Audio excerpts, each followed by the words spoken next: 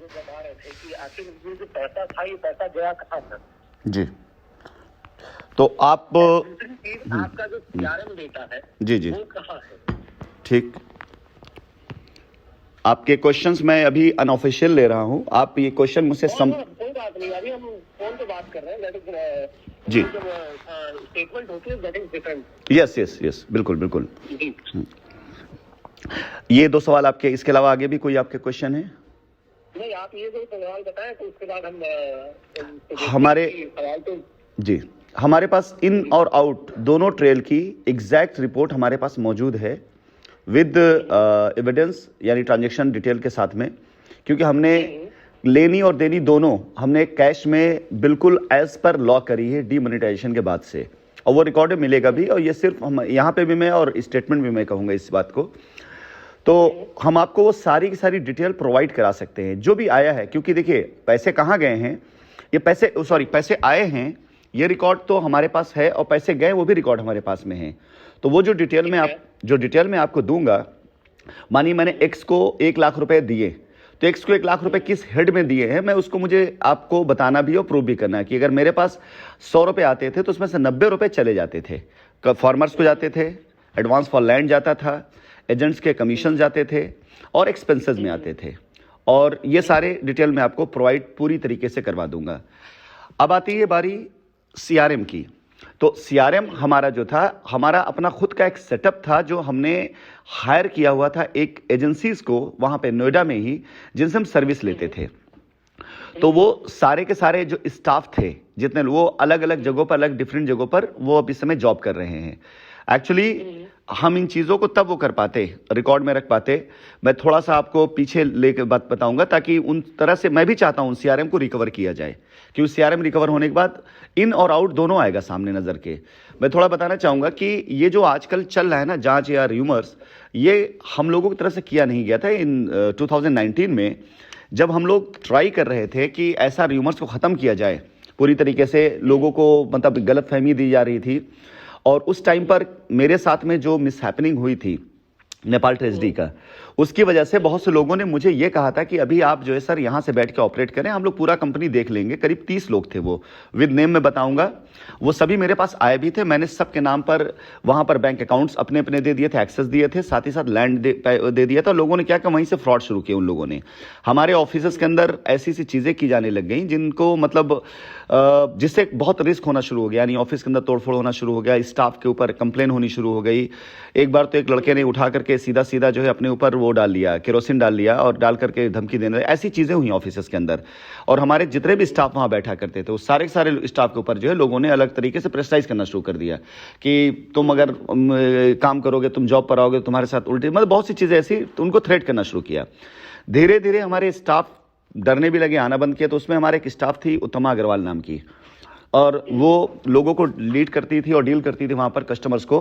उसके नाम पे एफआईआर कराई गई, उसको अरेस्ट करा दिया गया। सिविल लेडी, मतलब उसके साथ जब ये हुआ तो बाकी सारे स्टाफ हमारे जो थे वो डर भी गए। इसी बीच में हमारे जितने भी बैंक अकाउंट थे, अगर आप बैंक अकाउंट का लास्ट डेट तक अपडेट देखेंगे बिफोर सीजन, हमने कस्टमर्स को पैसे वापस किए हैं। हमने वहां से कस्टमर्स को डिटेल और पूरे बैंक स्टेटमेंट मिलेगा पूरी तरीके से। तो हमने कस्टमर वापस, हमारे बैंक अकाउंट एक दिन हमें पता चलता है सीज कर दिए गए। तो जब बैंक अकाउंट सीज हो गया तो हम क्योंकि इसके प्रोसेस पे गए, तब तक हमारे ऑफिस खुले रहते थे, हमारे बैंक अकाउंट सीजर तक मैं ऑफिस हमारे खुले थे। हमारे जितनी ब्रांचेस थी वहां पर हमारे साथ में तरह तरह की चीजें जब होनी शुरू हो गई, तो फाइनली स्टाफ की सैलरी जाना बंद हो गई, रेंट जाने बंद हो गए, और सीआरएम के जो हुआ करते थे रेंटल होता था वो जाना बंद हो गया। तो सर्विस एजेंसीज ने हमको सर्विस प्रोवाइड करना बंद कर दिया। यहां तक रहा कि हमारा जो वेबसाइट का क्रेडेंशियल था वो भी उन लोगों ने बुक किया हुआ था, तो उन्होंने क्रेडेंशियल भी हमें नहीं दिया, क्योंकि डोमेन हमारा बहुत पॉपुलर था। हमने मांगा उनसे, तो उन्होंने हमसे बैलेंस मांगा कि आप हमारा बैलेंस पहले क्लियर करिए। तो जब हमने उनको बताया कि ये प्रॉब्लम है, तो उन्होंने बोला सॉरी सर, जब तक बैलेंस नहीं मिलेगा तब तक हम आपको कुछ भी हैंडओवर नहीं कर सकते हैं। तो मेरे लिए भी मेरे लिए भी बहुत जरूरी है उस सीआरएम का और उस क्रेडेंशियल का रिकवर होना। तो क्या आपके पास इसका प्रूफ है कि आपने उनसे क्रेडेंशियल्स मांगे और उन्होंने नहीं दिए?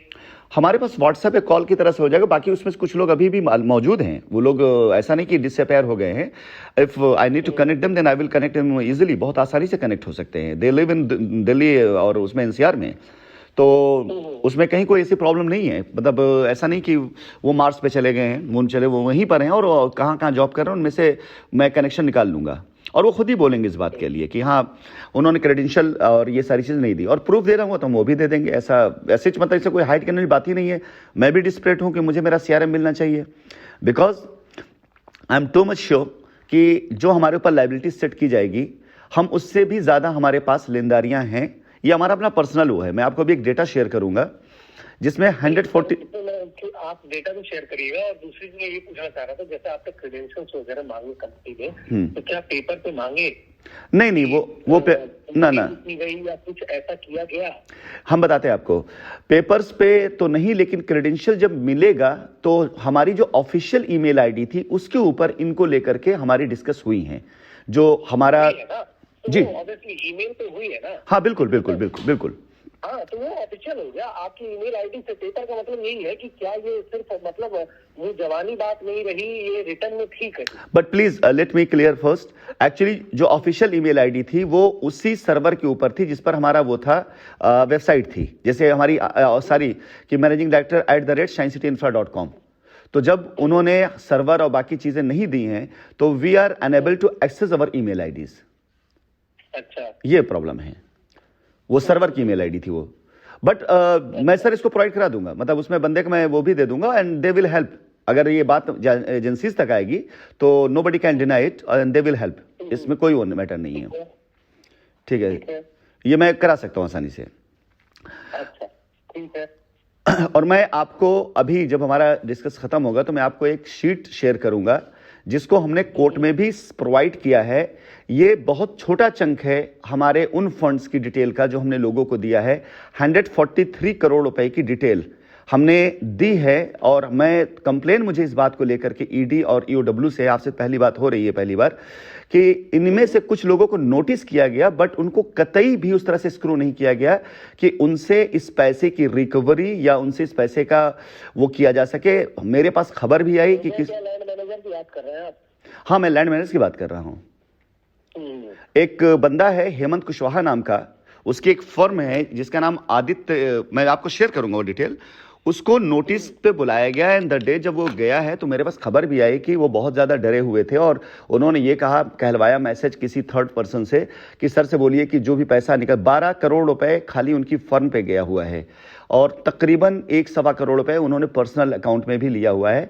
उसमें 1 करोड़ जो लिया था वो इसलिए कि ज़मीन के ऊपर कंस्ट्रक्शन कराने थे, ईंट खरीदनी थी एंड ऑल बहुत चीज़ें थी। तो हमने उनसे बोला कि हम कैश में कोई भी ट्रांजेक्शन नहीं कर सकते। उन्होंने बजट दिया हुआ था, हमने कहा आप इसको ले लिए, बाद में आप इसको वो करिएगा, रिवर्सल एंट्री दे दीजिएगा और जब आपकी फर्म बन जाएगी तो हम उसके अंदर आपको ये पेमेंट करके इनवाइसिंग करा दीजिएगा। बट ये 13 करोड़ रुपए खाली एक बंदे की मैं बात करता हूं और 143 करोड़ का मैं आपको क्लियर डाटा दूंगा विद ट्रांजैक्शन के साथ में। फिलहाल तो अभी मैं आपको वो दूंगा, एनेक्सर दूंगा, जिसमें आप देख सकते हैं इनमें किसको इसको बुलाया गया है। 12 करोड़ रुपए लेने वाला आदमी एजेंसी से नोटिस पाने के बाद एक दिन पहले पूरी रात नहीं सोता है और उसके बाद जाता है, लौट करके आता है, फिर कहता है मुझे दोबारा बुलाया गया। दोबारा जब आता है तो बंदे से कांटेक्ट करता है तो ये कहता है कि नहीं मेरा काम हो गया, डोंट वरी। मतलब 12 करोड़ रुपए हमारे कहाँ गए हमें नहीं पता। अब वो बंदा जो पहले इस तरह से था कि, और मुझे बड़ी खुशी हुई थी कि अगर एजेंसी बुला करके ये क्लेम खड़ा कर लेती है तो हम बात की बात है कब मिलता कब नहीं मिलता, एटलीस्ट एजेंसीज को पैसे की ट्रेल मिल जाएगी। मैं मोर देन 300 करोड़ का मैं जो डेटा भेजूंगा उस डेटा में 300 करोड़ तो हमारी नज़र पे कैलकुलेटेड था, क्योंकि हमारे चार्टर्ड अकाउंटेंट, हमारे अकाउंटेंट हमसे कहा करते थे इन ईयर 2018 में और 19 में भी कि सर ये इतने एडवांसेस खड़े इनके पास में, इनसे लैंड निकलवा करके क्लोज किया जाए। तो हम जब इन लोगों से बात करते थे तो उसमें एक्चुअली क्या होता, सामर्थ्य भी, हाँ सामर्थ्य भी थे, बाकी वो था क्या नाम है रस्तोगी वहाँ वाले इलाहाबाद वाले संजीव, तो हमारे हाँ स्टाफ भी थे। तो वो सब ये बोला कि अब होता क्या था, सपोज हमने 12 करोड़ अगर हेमंत को दिया, हेमंत ने कुल जमीन की डील हमारी कराई है सपोज 20 करोड़ की, तो जब तक बाकी 8 करोड़ पेड नहीं होंगे तब तक रजिस्ट्री होगी नहीं हमारे नाम पर। तो उस चक्कर में ये था कि उनकी तरफ से भाई बुक को क्लोज करना है तो हम उसको एडवांस फॉर लैंड ही दिखाते थे कि अभी एडवांस लैंड के लिए, और वो प्रूवन है कि वो हमको जमीन दिलवाते थे। लेकिन वो जमीन आपको 12 करोड़ की जमीन उन्होंने दी? नहीं सर, वो जमीन भी नहीं दी अभी, उसकी रजिस्ट्री भी नहीं हुई। ये मैं वो बात कर रहा हूँ जो पैसे अभी खड़े हैं। इसको अगर आप बुलाएंगे तो यही कहेगा कि 8 करोड़ हमारे आए नहीं, इसमें रजिस्ट्री नहीं हुई। एग्जैक्टली, मे बी वो ये कह सकता है, बट उनमें से मैक्सिमम देखिए हुआ क्या 2019 में जब बैंक अकाउंट सीज कर दिए गए, ऑफिस बंद कर दिया गया, तो एक र्यूमर गया, इसको एक ह्यूमिलिटी के नाते जानिएगा इसको, बाकी एजेंसी के तहत आप जांच करिएगा। हम उस समय भी फाइट कर रहे थे और मेरी पुरानी वॉइस रिकॉर्डिंग मिलेंगी तो उसमें मैंने कहा है कि प्लीज हमारी हेल्प करिए, किसानों पास बहुत पैसे हमारे पड़े हुए हैं, अगर इस तरह से चीजें हुई तो हमारे पैसे डूब जाएंगे, और ये सारे पैसे पब्लिक के हैं, किसानों के पास जो पड़े हुए हैं, आप लोग जमीनों पे जाकर के किसानों से मिले। ये पैसा हेमंत ने आगे किसानों को दिया या हेमंत ने अपने पास रखा? अब उसने ये रिपोर्ट हमें अभी तक नहीं दी है, लेकिन उस टाइम पर उसने कहा उसने किसानों को दिया है, उसने ये बात कही थी। मैं हाँ, उसने ये बात कही थी, क्योंकि लिया भी किसान के लिए था। अक्षय प्रॉपर्टीज जो थी, अक्षय जिसे 12 करोड़ गया है। अक्षय प्रॉपर्टीज किसकी है ये? एक मिनट, मैं सर एक मिनट, हाँ मैं एक मिनट, अक्षय या आदित्य, 2 मिनट बस, मैं ये डेटा खोल ले रहा हूँ। 1 मिनट, डेटा। उदय सिंह की भी फर्म है ना? उदय सिंह की अलग नहीं, उदय सिंह जो है वो उनकी आकांक्षा है। आकांक्षा मैं पूरी आपको मतलब एंटरप्राइजेस। कौन सी? यश एंटरप्राइजेस। यस, मैं बता रहा हूँ सर, एक मिनट में डेटा खोल लूँ मेरे सामने। अब आप समझ सकते हैं कि हम लोग जो है सिर्फ अपने दिमाग के अंदर जो डेटा सेफ है उसी पर हम आपकी हेल्प कर पा रहे हैं। अगर हमको हमारा डेटा दे दिया जाए, 12 करोड़ का मामला ये आया, भाव्या डॉट कॉस्ट 21। भाव्या तो आप ही की है? नहीं, भाव्या मिस्टर हिमांशु कुमार थे, उनकी है। भाव्या में हमारे फैमिली मेंबर्स शेयर होल्डर थे, उन्होंने शेयर परचेज किया था। सर भाव्या तो आप ही की कंपनी बनती है, क्योंकि भाव्या की शेयर होल्डिंग है साइंस सिटी प्रॉपर्टीज के पास। एमसीए में जो फाइलिंग है जी उसके तहत उसकी शेयर होल्डिंग, भाव्या की share holding science city properties के पास है, और science city properties science city properties के पास है, और साइंस सिटी प्रॉपर्टीज की शेयर होल्डिंग आपके पास है। हाँ ठीक है, हम देखिए तो वो तो आपकी ही कंपनी होगी, रिलेटेड पार्टी होगी। चलिए हाँ ठीक, कोई बात नहीं, हम इससे इनकार नहीं है, हमें जो है हम इससे मना नहीं कर रहे हैं, क्योंकि भाव्या हम कह सकते हैं कि वॉज अ सपोर्टिंग कंपनी, क्योंकि भाव्या के नाम पर एक इंडिया वाइज न्यूज चैनल था और साइंस सिटी प्रॉपर्टीज के जरिए उसको फंडिंग की गई थी, इसमें कोई दो राय नहीं है, और शेयर दिया गया था उसको खरीदने के लिए, वो सारे हमने इसीलिए दिया हुआ। ये जो है वो है अक्षय प्रॉपर्टीज एंड डेवलपर। ये मैं आपको अभी इसको फोन जब डिस्क करूँ मैं आपको शेयर कर दूंगा। अक्षय प्रॉपर्टीज जो है इसमें 12 करोड़ रुपए का अमाउंट है, मैंने खाली अभी एक ही खाली पकड़ा है कि एक से, फिर उसके बाद हम आते हैं गुलाम नबी खान, चांद नबी Khan, royal view infra. Ghulam Nabi Khan की एल्को करके कंपनी, 3-4 कंपनियां है, रॉयल इंफ्रा। हाँ, रॉयल इंफ्रा जो है इसमें हमने पैसे दिए हैं, ये सारे पैसे खड़े हैं। 7 करोड़ से ऊपर का क्लेम गुलाम नबी खान, चांद नबी खान, वर्धमान वाले पैसे भी खड़े हैं आपके? तो बिल्कुल बिल्कुल, हमारे सारे पैसे खड़े हैं। वर्धमान वाले भी खड़े हैं ना? एग्जैक्टली, उनके साथ हमारी डील थी पूरी, उनके कंस्ट्रक्शन कराना पूरा टिल एंड तक, हैंडओवर तक हमें उनको फंडिंग करनी थी, और उस फंडिंग के एवज में हम उनसे माल ले रहे थे, यानी हम माल खरीद रहे थे कंपनी के उस पर जो है। बट ये मिस हैपनिंग जब हुई तो खाली वर्धमान ही नहीं, वर्धमान के साथ एक खान डेवलपर हैं अलीगढ़ के, अगर आप देखेंगे केडी करके खान डेवलपर करके एक कंपनी है, मैं आपको वो भी डिटेल दे दूंगा। इसके अलावा नैनीताल में भवाली में एक कंपनी थे, मैं थोड़ा सा नाम उसका वो कर रहा हूँ, नाम शायद मेरे ख्याल से वो भी रॉयल ऐसे करके है या नेचर वैली करके वो है। 4-5 करोड़ रुपए वहां पे हमारे खड़े हैं जिनसे मैं माल लिखवाना था। और इसके साथ ही साथ एक मतलब मैं आपको कुछ नाम, जैसे सिग्नेचर इंफ्राटेक ये, और ये सिग्नेचर विजन इंफ्राटेक, ये वो लोग हैं जिन्होंने हमारे साथ डील करी थी, लेकिन प्रोजेक्ट में कमी आ गई थी तो हमने अपने आप को विड्रॉ कर लिया था। हमें इनसे पैसे लेने थे, लेकिन जैसे ही ये रूमर्स मार्केट में आया, अपने आप को विड्रॉ कर लिया था, क्या इस बात का पेपर पे है? नहीं, देखिए उसमें इस तरह से था कि जैसे एक दोस्ती यारी को आया, बोला भाई हम ये प्रोजेक्ट स्टार्ट करने, ये पेपर नहीं है, मैं आपको ये बताऊं पेपर नहीं है। मेल तो है, कहीं पे है सर? कैसे? नहीं, मेल पे कहीं नहीं, ये आपस में एक दोस्ती यारी वाला मामला था। तो हमने उनको, क्योंकि फंसे हुए थे वो, तो हमने उनको जब फंड दिया उनके अकाउंट में दिया हमने। उनका प्रोजेक्ट था, प्रोजेक्ट उन्होंने स्टार्ट किया, प्रोजेक्ट जमीन पर होगा, ऐसा नहीं कि वो नहीं होगा, बट उनके पेपर वर्क तो होगा। लेकिन अब अगर मान लीजिए मैं उनसे पूछता हूँ तो ये कहेंगे कि सर हमारी डील मान लीजिए सपोज करिए 73 करोड़ की थी, वो कहेंगे सर उन्होंने हमें 12 दे दिए, जी जी, हमने 12 लगा दिए। अब हमने उनको ये इसलिए नहीं दिया, क्या नाम कि डील पूरी नहीं हुई सर हमारी, वेरिएबल, तो हमने जो उनसे पैसे मिले वो हमने लगा दिए, लेकिन हमने उनको नहीं दिया। एग्रीड, पैसे खड़े इसलिए रहेंगे। तो मैं यही जानना चाह रहा था कि अगर इस चीज का फिर क्या सोल्यूशन है, क्योंकि पैसे तो दे दिए आपने और पूरे नहीं दिए। We have solution sir. जैसे आप बताइए, आप किसी को लैंड देते हैं, EMI अगर पूरी नहीं होती तो आप उसको लैंड नहीं दे सकते सर। हाँ, ये चैलेंज हमने फेस किया है। Sorry to cut you, we have solution.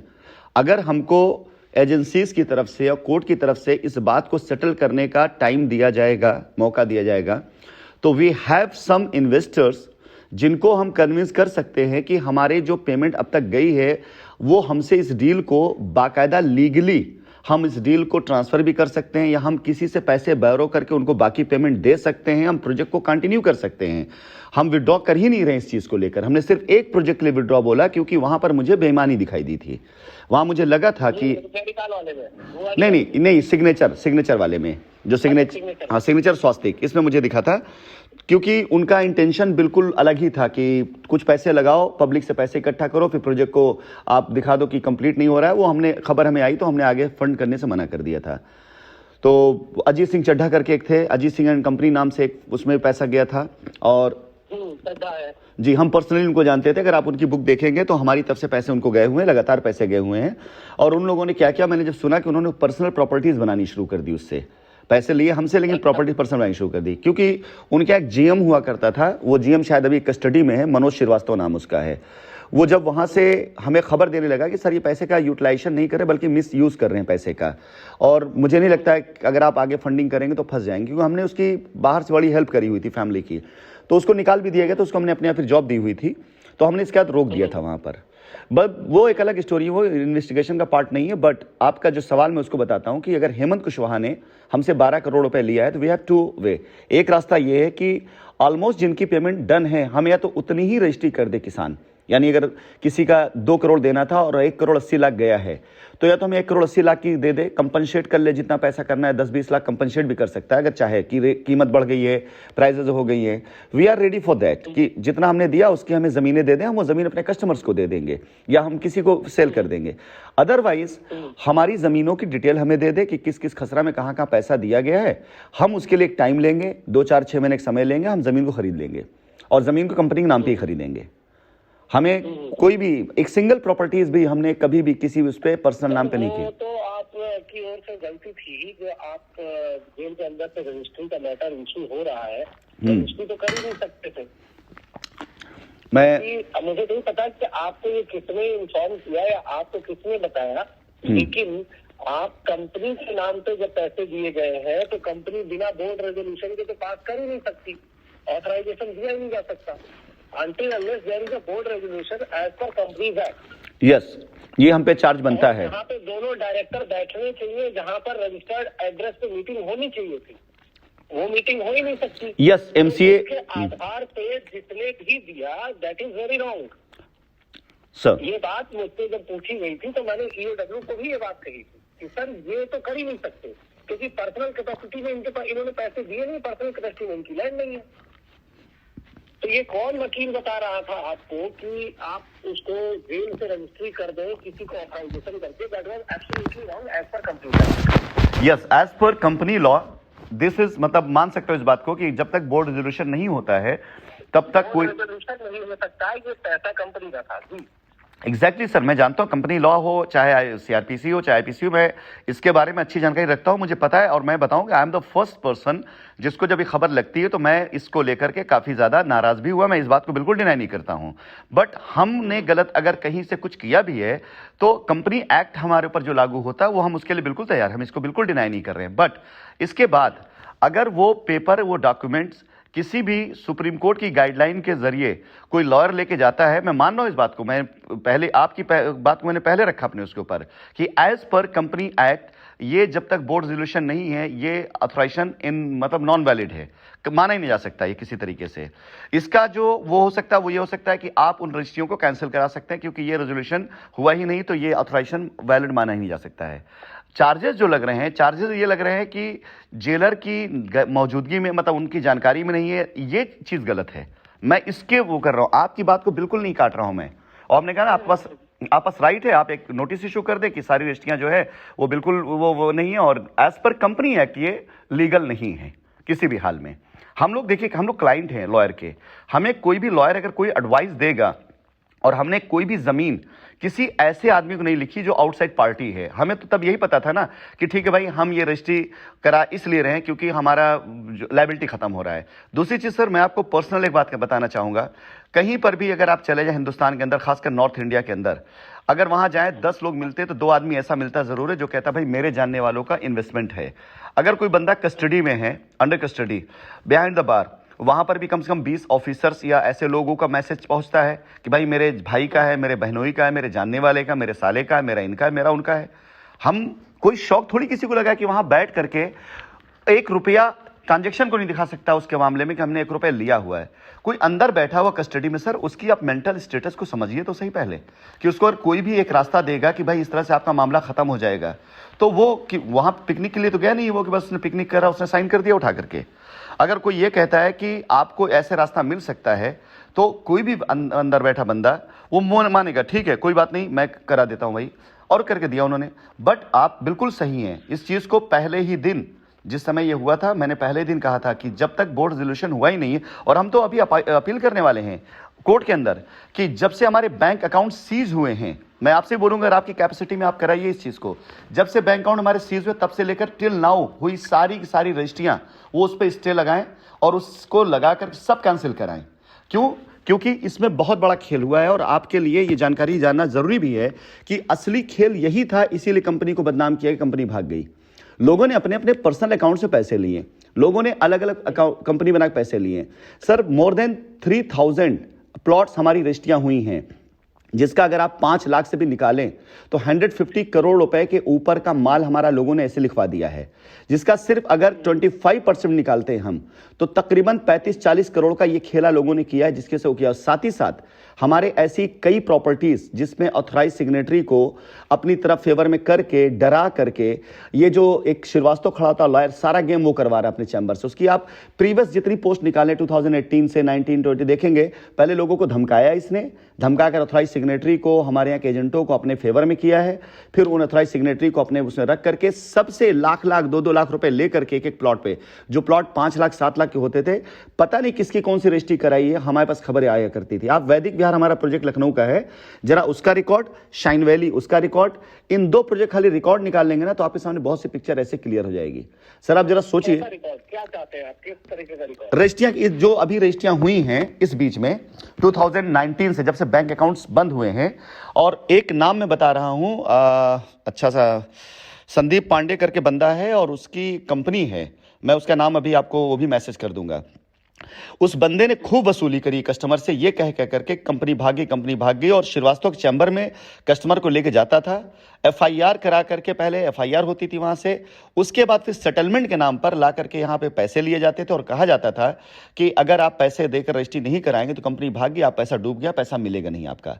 More than 150 FIRs जो थी हम लोगों को बरगला कर, क्योंकि सर किसी के ऊपर अगर उस समय, जिस समय 150-200 एफआईआर हो गई हो, ऑफिस तोड़फोड़ हो रहा हो, एजेंसीज को, तब तक कोर्ट नहीं इन्वॉल्व थी, एजेंसीज नहीं इन्वॉल्व थी, सिर्फ लोकल पुलिस इन्वॉल्व थी उस समय पर। कौन आदमी अपने घर में रहेगा, कौन आदमी अपने ऑफिस रहेगा? उसके बाद हमें जो रास्ता दिया गया, ये कह रहा हूँ ना, जो भी आप एक प्लान कर लीजिए ना कि ये सारी रजिस्ट्री कैंसिल करा दीजिए। हाँ बिल्कुल हम प्लान कर रहे हैं, और मैं अपनी रिकॉर्डिंग डाल रहा हूँ। आप उस पर डिक्लेरेशन भी दे दीजिए, आप यूट्यूब पे या उस पे चैनल पे डिक्लेरेशन देते ही हैं, आप दे दीजिए डिक्लेरेशन की भाई ये जो भी रजिस्ट्री इस तरीके से हुई है वो सारी कैंसिल हम करा रहे हैं, इसमें कुछ नहीं है। डन। हम बस आपसे एक चीज, ये मैं करवा ही रहा हूँ, कोर्ट में भी हम डालने जा रहे हैं। हम आपसे ये जानना चाहते हैं कि आपकी एजेंसी SFIU की तरफ से ऐसी कोई भी कैपेसिटी या ऐसा कोई भी राइट है कि उसको अपने कंट्रोल में लेने का, कि हम नहीं लेंगे उसको, हमारे को देखिए हमें वो वायलेशन दिख रहा है कंपनी एक्ट का, ठीक है जी जी जी जी जी, तो हम उसको वायलेशन में डालेंगे, उससे अच्छा है कि आप उसको कैंसिल करा दो। मैं दोनों के लिए तैयार हूँ सर, अगर वायलेशन ऑफ रजिस्ट्री अगर आप कैंसिल करा के इसका डिक्लेरेशन कर दीजिए कि भाई ये रजिस्ट्री नल एंड वॉइड है, जो भी आपको लगता है कि ऐसी रजिस्ट्री कराई गई है जो बरगला कर की गई है, और जिसमें, क्योंकि तब देखो एक बहुत सिंपल सा एक लाइन का लॉ है कि कंपनी का पैसा कंपनी की लैंड जी तभी वो दी जा सकती है जब बोर्ड रेजोल्यूशन। यस, क्योंकि 2019 के बाद से कहीं कोई बोर्ड मीटिंग हुई नहीं है, बिल्कुल, तो उसके बाद से जो भी लैंड दी गई वो एक्चुअली फ्रॉडुलेंट ट्रांजैक्शन में आएगी। जो भी लैंड दी गई 2019 के बाद से, that is under fraudulent transaction. और अगर आपको कंपनी एक्ट की, कंपनी लॉ की जानकारी है तो 2013 के बाद की आपकी कंपनी है तो सेक्शन 447 लग रहा है। और सेक्शन 447 अगर आप देखेंगे तो उसमें in any manner fraudulent transaction अगर होता है तो वो सर 7 ईयर्स है, और अगर पब्लिक फंड इन्वॉल्व है तो up to 10 years rigorous imprisonment है इसमें कंपनी एक्ट में। एंड सेकेंड थिंग, एंड क्योंकि इसमें क्या है कि आपके जितने भी एजेंट है वो तो सब यही कहेंगे कि आप थे, तो अगर आपकी ओर से वो कैंसिलेशन हो जाता है that it is fine, it is better. Yes कि जी आपने वो जो भी 2019 के बाद चूंकि बोर्ड मीटिंग नहीं हुई, कंपनी के पैसा था, कंपनी को अधिग्रहण करना था, और कंपनी एक्ट के तहत ये अधिग्रहण नहीं किया जा सकता, therefore all those null and void.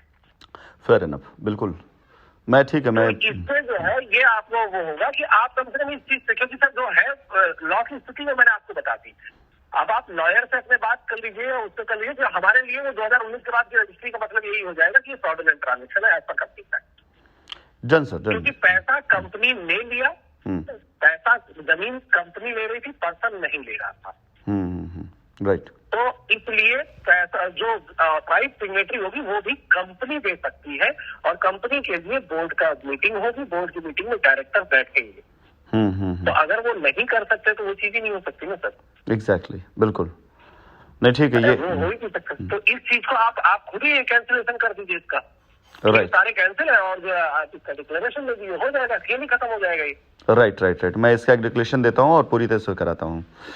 ठीक सर। आप बाकी जो भी डेटा हो सर आप मुझे शेयर कर दें। जी, ठीक है जी, ठीक। और ये मेरा नंबर है, जब भी जरूरत होगी तो मैं आपको मैसेज कर दूंगा आपको, और ईमेल मैं आपको अपनी भेज रहा हूँ, ऑफिशियल ईमेल मेरे पास आ चुकी है आपकी ईमेल। मैं नितिन श्रीवास्तव।